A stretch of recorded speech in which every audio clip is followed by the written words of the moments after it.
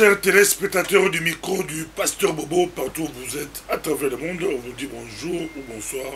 Ça dépend de l'heure à laquelle vous nous regardez. Nous sommes encore avec M. Luzolo Wanzambi au cadre de la PARECO. Nous sommes avec lui. On va essayer de parler République démocratique du Congo. Bonjour, M. Luzolo. Bonjour, Pasteur Bobo. Bonjour, chers téléspectateurs. Parce que 8 mois après l'élection de Félix Tshisekedi, comment on connaît vos positions, mais est-ce que vous pouvez essayer d'expliquer votre position par rapport à 8 mois après? À titre personnel, je pense que 8 mois, nous avons en tout cas eu la possibilité de faire un diagnostic, de poser un diagnostic. Et je pense que sans pour autant être vraiment frontal, brutal ou méchant, ça tape sur le mur. Ça tape sur le mur, pourquoi? Parce que je me dis, l'accord FCC cache le non-dit, ce qui n'a pas été dit. Mais en tout cas, nous essayons de décrypter par rapport à ce que nous voyons. Donc c'est une mise en place à la soviétique, je pèse bien mes mots, du système Joseph Kabila Kabange bis repetita. Et là, je pense que tous les Congolais qui sont un peuple de vive intelligence ne sont pas d'accord, totalement d'accord avec cette pantalonnade de l'ère Chilombo, mais on va dire il y a une continuité Kabila. Je peux le démontrer par les institutions. 80% des institutions du pays, à tous les niveaux, sont contrôlées par le FCC, Parlement, Sénat, gouvernement qui vient de sortir Ilunga Premier. Et je vais encore plus loin, même les bourgmestres au niveau de la territoriale, le bourgmestre désigné, alors qu'on aurait dû faire des élections pour avoir des bourgmestres élus démocratiquement, localement par leur population. Donc moi je brosse un tableau sombre de la situation. Et donc voilà. Et qu'est-ce qui a empêché de la PARECO à accéder au pouvoir? Oui, moi, la PARECO militait pour le départ de Kabila. La PARECO pouvait aussi accéder au pouvoir. Parce que vous pensez que Kabila est parti?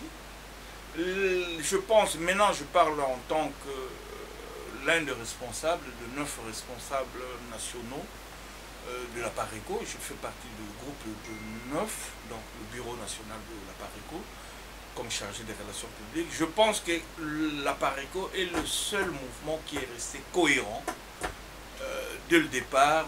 Et donc il y a une linéarité, il y a une lecture. Si vous faites une lecture, vous verrez bien que la position de la PARECO est restée stable, cohérente. Bien sûr qu'en politique il faut s'adapter, mais on ne peut pas s'adapter à une pantalonnade, à une occupation, à une mise en place du système bis repetita, je l'ai dit, Kabila qui ne fait que continuer. Et donc dans ces conditions, je pense que je ne contredirai pas le président national Honoré Ngwanda, je ne contredirai pas les orientations de la PARECO. Je pense que la PARECO reste logique envers elle-même, logique envers les attentes des Congolais, du peuple congolais. Il faut qu'il y ait vraiment du changement, non pas qualitatif, hein, donc plutôt quantitatif, ou bien de la cosmétique comme ça, mais il faut vraiment un changement qualitatif, un changement de fond dans le système au Congo. L'ère Fati au pouvoir, bien que vous expliquez bien que Kabila n'est pas parti, ou l'ère Fati Kabila, aujourd'hui c'est l'UDPS est passé de l'autre côté, l'UDPS est au pouvoir, maintenant c'est la PARECO qui tire les wagons, la tête du wagon de l'opposition, de la résistance de la diaspora, les marches, les manifestations, les actions, la PARECO est en tête. Maintenant, votre combat maintenant c'est quoi? Et comme je l'ai dit tantôt, vous avez vu devant l'ambassade du Rwanda, On voit partout. J'y étais, nous étions, nous sommes... dernièrement, il y a eu un sitting devant l'ambassade du Rwanda en France. Nous allons continuer. Nous allons continuer à expliquer, à essayer de faire comprendre à l'opinion internationale que la situation du Congo n'a pas évolué du tout depuis le 30, s'il faut prendre la date du 30 décembre 2018 comme date butoir. Donc rien n'a changé. Et donc, la lutte continue, comme disent les Lusitaniens, les Portugais, la lutte continue au niveau de la Paraguay pour que ça change. Il faudrait que les Congolais palpent ce changement auquel ils aspirent. Ça fait quand même longtemps. Et donc, moi je prends un exemple, M. Kabila Kabange, qui a été au pouvoir depuis 2001 comme chef de l'État, bien qu'il a été déjà chef d'état-major de la force terrestre, de nos forces armées. Et il est là depuis 2001, après la chute de la mort de M. Laurent Boussé Kabila. Ça fait 19 ans. Et les jeunes qui sont nés en 2001 ont quel âge aujourd'hui? Ça fait, ils ont 18 ans.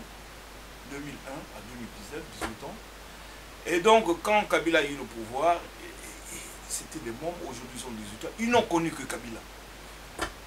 Ils n'ont connu que cela, le statu quo, il n'y a pas de changement qualitatif au niveau de la démocratie réelle, au niveau de la prospérité économique, qui doit se mesurer sur l'assiette des Congolais, ceux qui mangent, et en termes de pouvoir d'achat, et aussi sur le plan solidaire. Le tissu solidaire congolais a éclaté.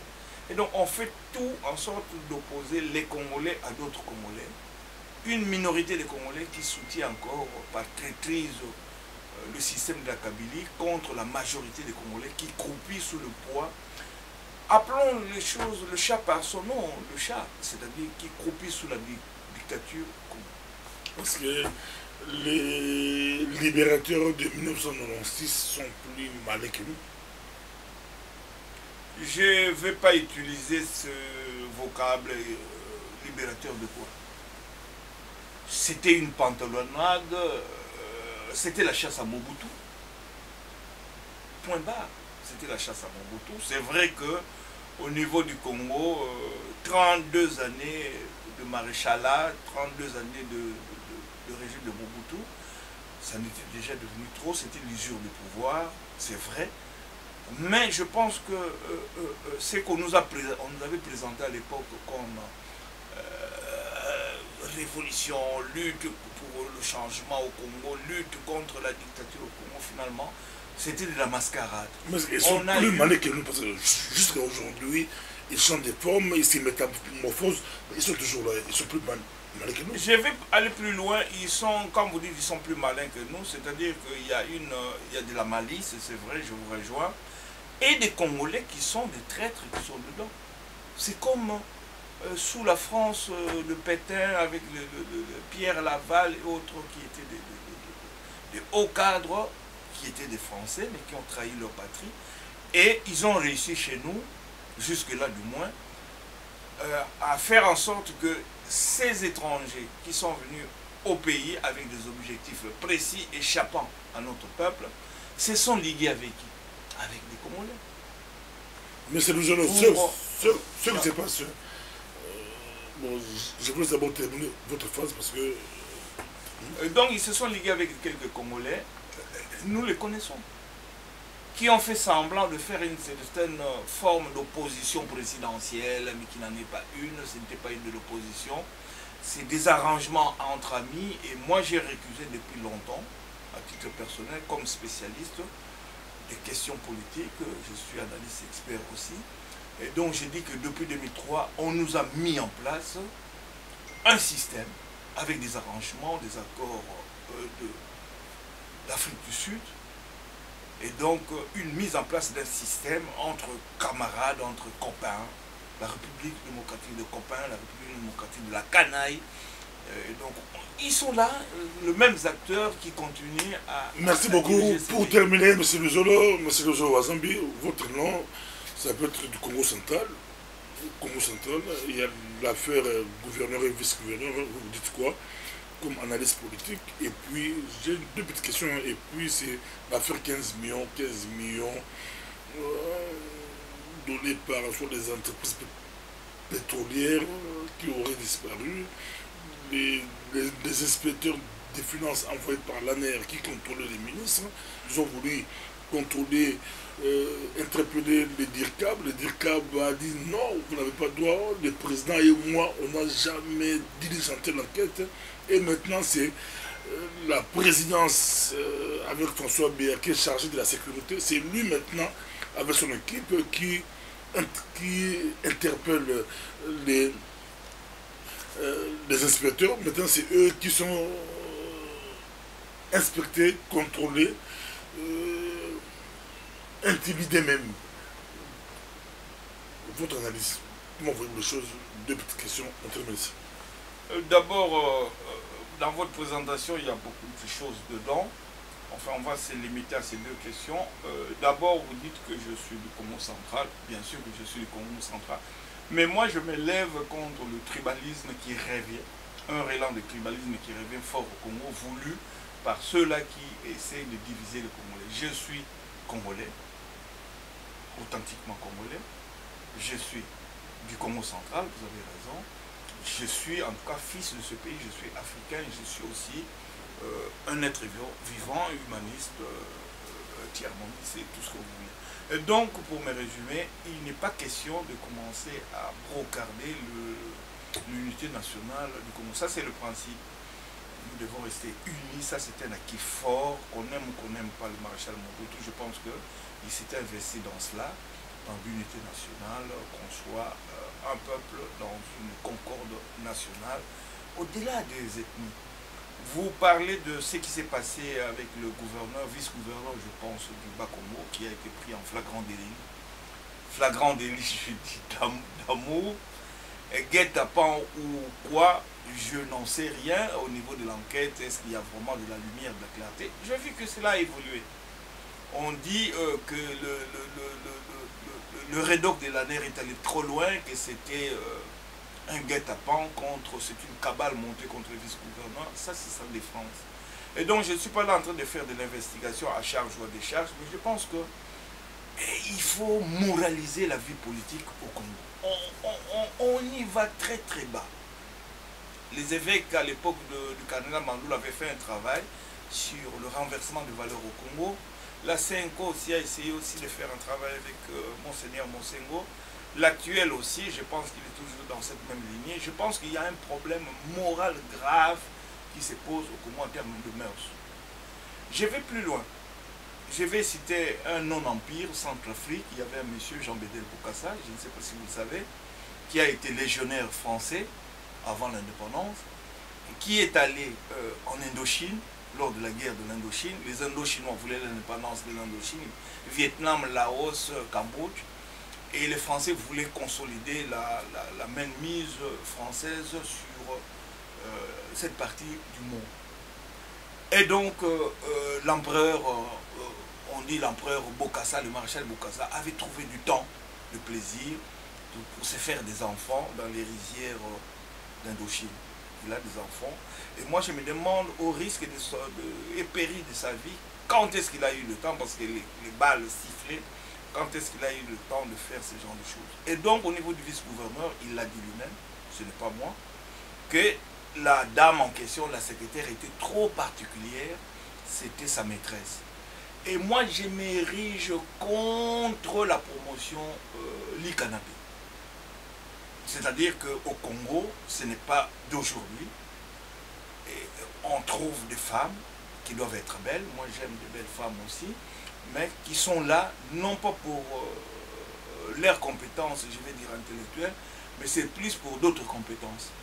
Et donc, il y a un problème de collision, comme ça, de proximité entre les postes, les compétences politiques et aussi terminons par l'affaire 15 millions.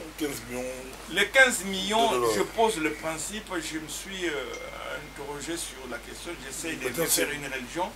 Et donc, je me dis que l'ANER aussi n'est pas dans son rôle. Dans un pays qui marche normalement, ce rôle est dévolu. Vous serez d'accord avec moi. au Parlement, qui doit s'imprégner, parce que le Parlement c'est légiférer, le Parlement c'est contrôler l'État. Et si on peut aller aussi plus loin, c'est la justice qui peut s'en saisir pour voir s'il y a détournement ou des choses comme ça. Il y a une opacité au Congo en ce qui concerne les finances, ça n'a pas changé. Donc depuis Kabila, le pétrole du Congo, c'est une clique, ça appartient à une clique, des gens qui sont au pouvoir. Les finances, on appelle ça au Congo, je vais le dire en lingala, bah match. Donc maintenant, il y a des affairistes qui sont aux affaires au Congo et qui sont là donc pour bah, match na bango. C'est-à-dire qu'ils sont allés là-bas avec des fonctions pour gagner leur vie, pour voler de l'argent de l'État au détriment de notre peuple qui souffre. Et donc c'est au Parlement, mais là on n'a pas de Parlement, on n'a pas de Sénat, c'est le son du Parlement, des institutions croupillons qui dépendent d'un système. Et donc moi je ne m'attends pas à quelque chose de bien. Non, merci beaucoup, c'était Luzolo Wanzambi. À la prochaine. Merci.